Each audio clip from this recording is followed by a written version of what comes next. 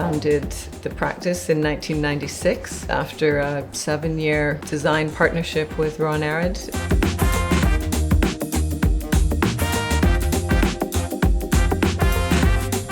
I sort of had an ambition to demonstrate that architectural practices could be led by women, didn't have to be a male-dominated sphere. My name is Alison Brooks, founder of Alison Brooks Architects in London, and this is the Architect Series.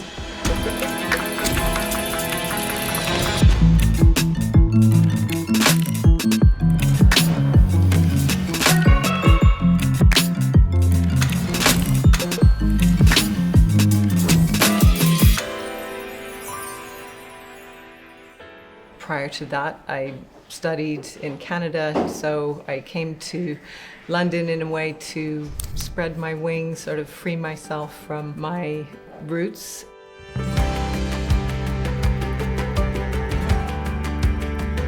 At a certain point, I really wanted to work in the public realm, in housing, sort of civic buildings, projects that really contributed to the public and civic life of the city. So at that point I set up my practice and started doing competitions mainly.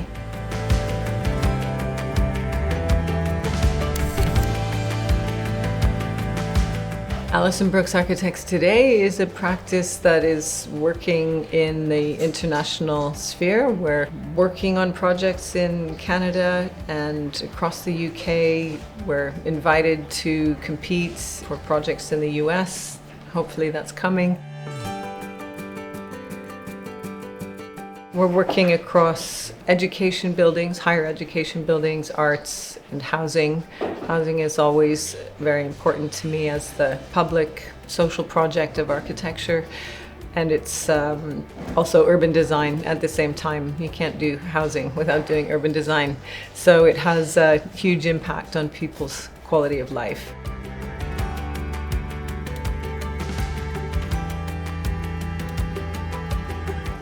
Sustainability is really the primary focus of most clients. Today it's legislated to really reduce carbon, operational carbon, embodied carbon. It's now a mandatory requirement of most buildings in the UK to demonstrate that you're really reducing embodied carbon down to the minimum and operational carbon targeting net zero. There's the kind of environmental side in terms of energy, but there's also ecology, biodiversity, bringing nature into our projects, and that's one thing that we're really pushing, is how to kind of transform this idea of sort of architecture keeping nature out to, architecture helping species to survive, like birds and insects and pollinators. How do we really rethink certain typologies, like, for example, urban towers. So there's the kind of restorative project in terms of ecology, and then of course there's the kind of social and economic issue of sustainability. So really focusing on working with local communities. There's the kind of consultation project, but it's more than that. It's about really engaging meaningfully with the people who will use or will be impacted by our projects.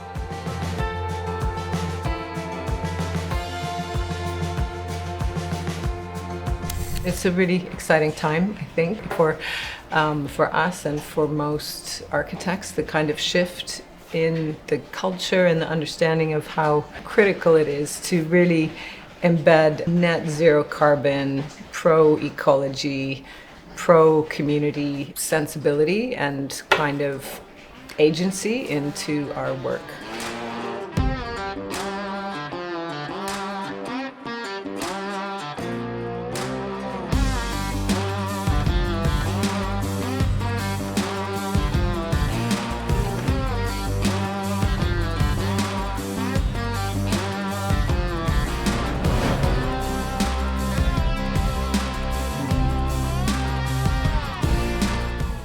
Knights Park is a project we're doing for the University of Cambridge and their development vehicle that has a really ambitious project of extending the city of Cambridge to the north and the west with a new neighborhood that provides both affordable housing for key workers to the university, but also a mix of sort of regular people who rent and buy homes.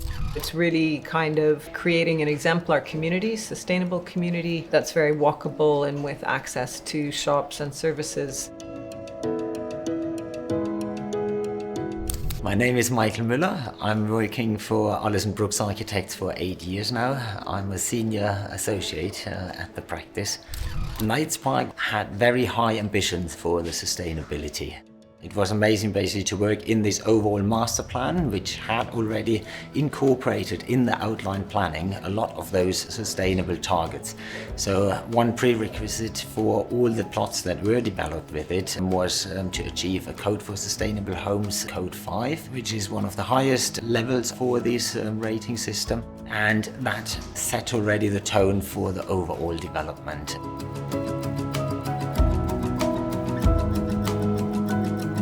The development itself is very sustainable. It's in cycling distance to Cambridge. It is well connected with cycling routes, and therefore cycling played a big role of it. Other elements of the sustainability is cross ventilation. A lot of those houses have dual aspects. The apartments we also planned in a way that we generated more corners in order to achieve this pressure difference on both sides of the building to enhance the natural ventilation. They are also equipped with a heat recovery system throughout with their mechanical insulation. And then on the roofs, all of those apartments and houses have plenty of solar panels on top of that. And all these measurements basically work together to make it a net zero development, at least for operational carbon. It's become an exemplar project in terms of delivering not only net zero in terms of energy consumption, but also it's very pedestrian friendly. There are streets that are sort of rain gardens, green streets with no cars. And so there's been a real effort to create a new kind of community that is really all about sustainability and at the same time kind of building on a particular Cambridge character, which I've tried to kind of capture in the architecture.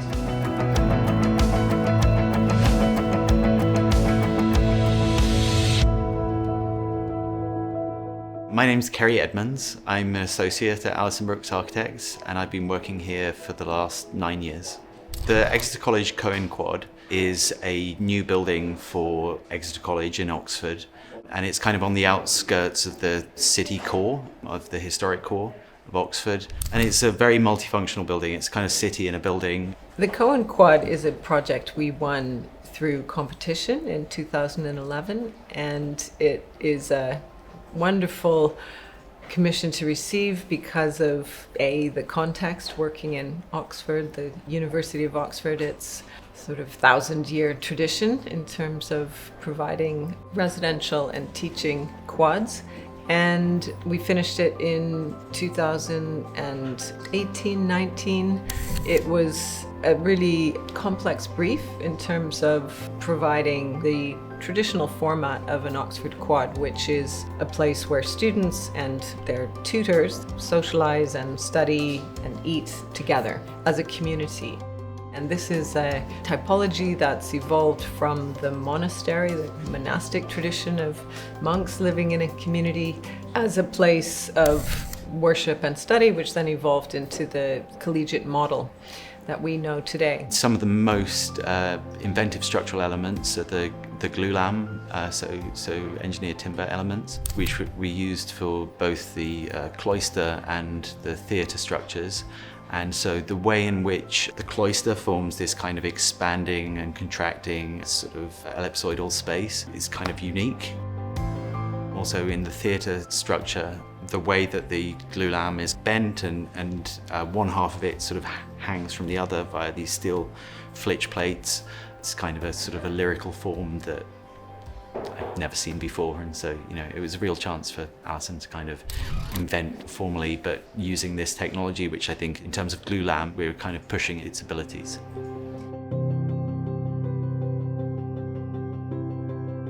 In summary, the way that the building expresses itself is through this kind of stone-clad base, which is a limestone, which represents most of the public spaces within the building. And then the upper part of it is clad in steel shingles, which have had this very kind of particular 2 different types of treatment to them, which really affects the way that light reflects off them.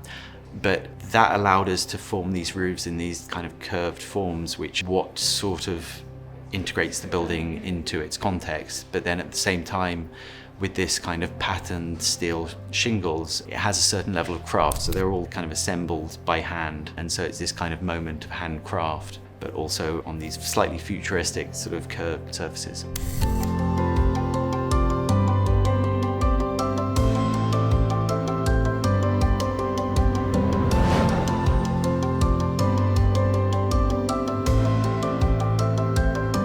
Winford House was a very special project that I was commissioned to do, I think initially in 2009, and we finished it in 2019. So a very long duration, that project.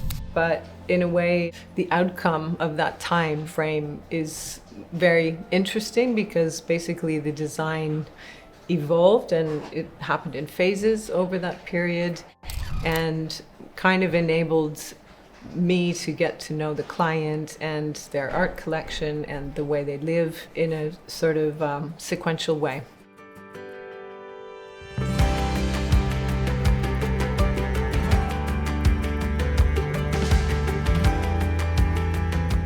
So the house was conceived as a journey, in a way a journey through an early 19th century form of architecture into a 21st century dwelling, and also a journey through the owner's art collection.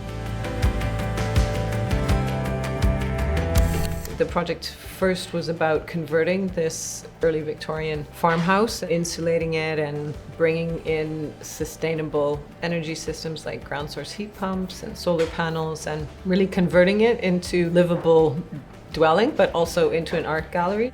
So we opened up to sort of the first floor and the second floor to make a triple height space and create a gallery for the majority of the collection of really beautiful pieces, mainly in mahogany and bronze.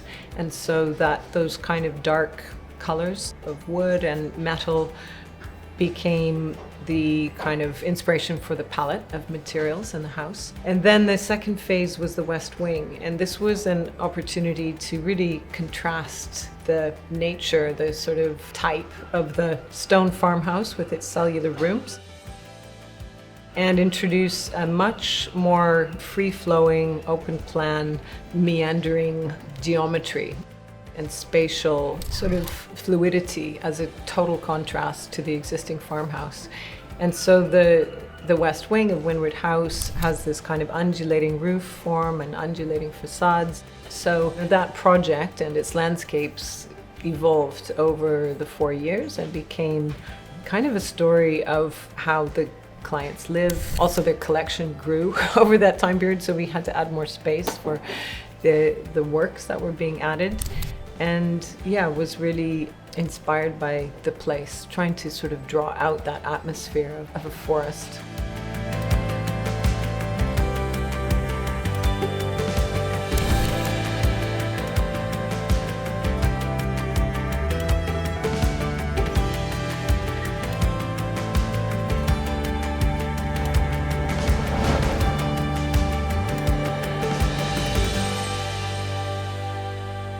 Cadence is our latest project in King's Cross in London, and it's part of a really significant master plan, sort of urban regeneration around King's Cross and St. Pancras stations.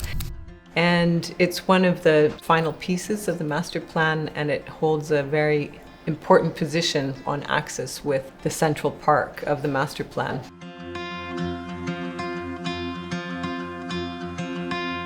The King's Cross Master Plan proves to be a very successful area within this. Again, an example of a new piece of city being built around a lot of very amicable targets. So the big success of it is that it is a multi-use development. It has a lot of office and retail spaces, but also integrates an educational facility within the master plan, which activates the whole area. Housing is a part of it as well, so our project itself was for dwellings, 463 dwellings, and we used the parameters of the master plan, which were very keen on daylight and on microclimate mitigation in order to develop our scheme, to develop the design of our project. This idea of an architecture that expresses the idea of threshold and welcome is really captured by the arches. The arches themselves are drawing on the history and character of St. Pancras Station and King's Cross stations, which are very famous for their beautiful arches. In particular, St. Pancras Station has beautiful deep red brick craftsmanship throughout, and so I was really trying to draw that spirit of St. Pancras Station, a kind of exuberant neo-Gothic expression, and translate it into something contemporary.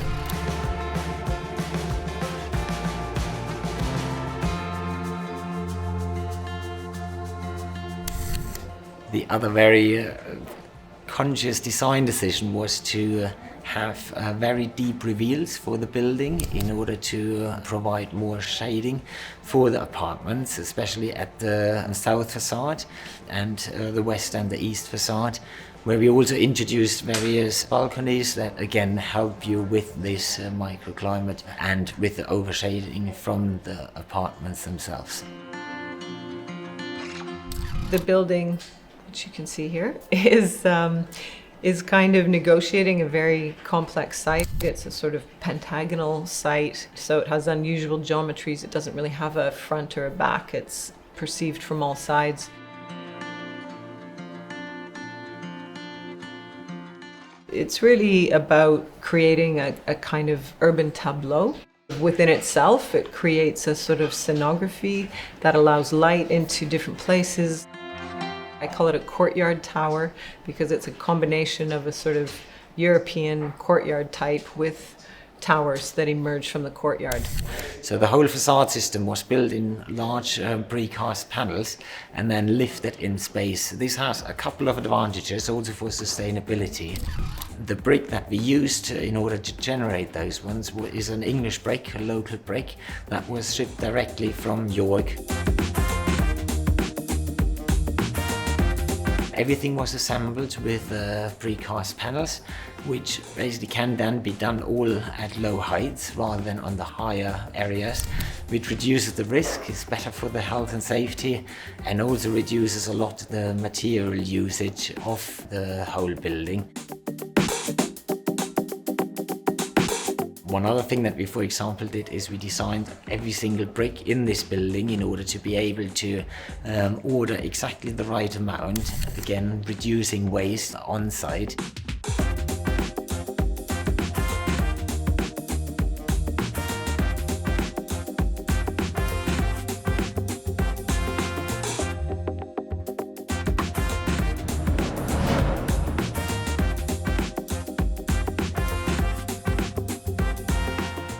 The Smile was a really wonderful commission I received from the London Design Festival in 2017 to design the landmark project of that year's festival. There's normally one major installation that is the sort of centerpiece of the 3-week-long festival.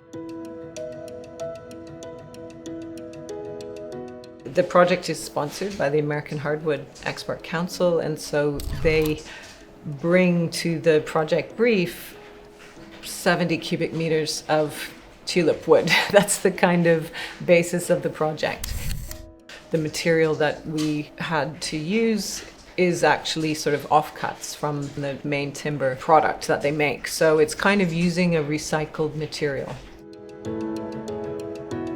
The idea of actually creating a sort of arc on the horizon, which would balance on a center point and create these cantilevers that people could sort of climb up to occupy these positions of viewing platform at each end of the tube. I think it was the biggest structure that had been built in CLT, hardwood CLT at that time, and definitely the biggest cantilevers, because generally timber structures aren't used to cantilever.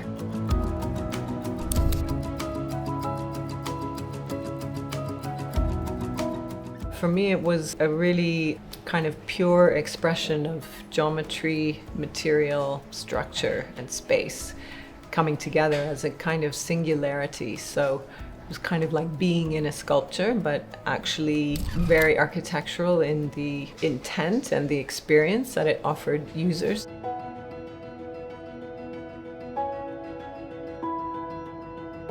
So it was a great opportunity to really push the boundaries of architecture into the realm of sculpture and bring that together as a kind of public venue in a place that everybody could really enjoy.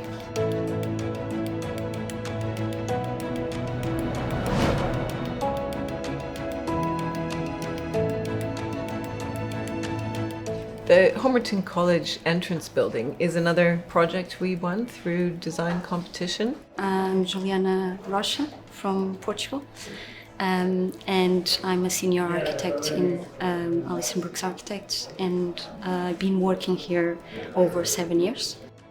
We were approached by Homerton College to design their new entrance building.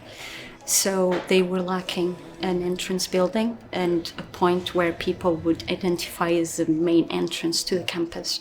So this was the main aspect of the project.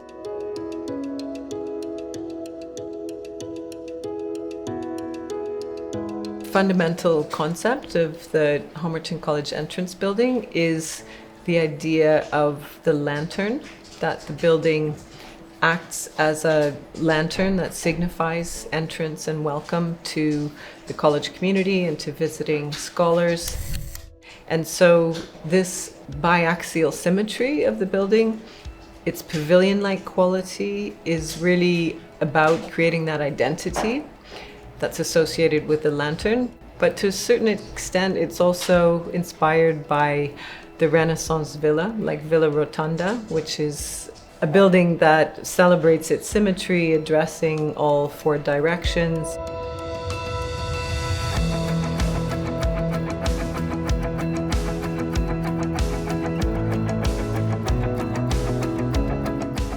The client asked us to really design a very sustainable building, understood straight away that we had to propose a mass timber building because timber is the most sustainable material out there and is actually carbon negative.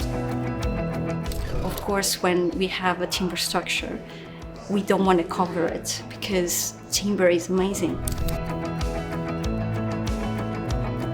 Basically, the whole timber became the design and became the space and became the whole building, the concept of the whole building. And because we designed it in mass timber as a sort of framework, a very simple timber grid that is 3 stories tall, it's very adaptable in terms of its uses. So the college initially felt that it would work very well as the Children's Literature Resource Centre, and now they're thinking about adapting or changing some of its uses to the Centre for Social Justice, providing that kind of generous framework for different kinds of uses of different university communities to use over time.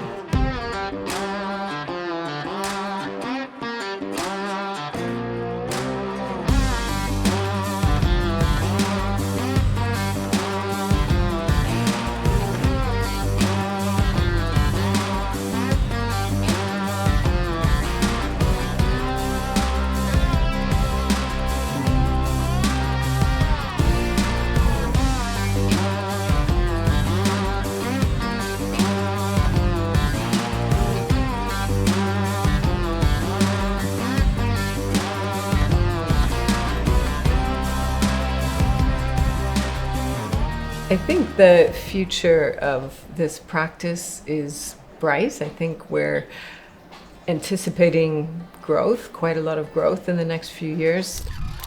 We're currently busy with projects in the UK, Canada, France, Sweden, Taiwan, and the Middle East.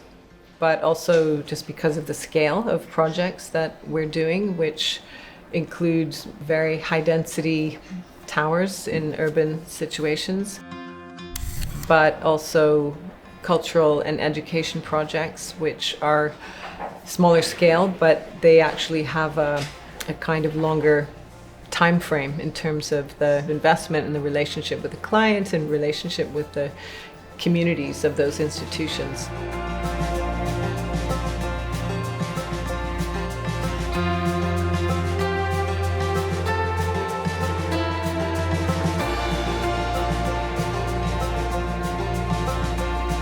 I think of architecture as a kind of storytelling.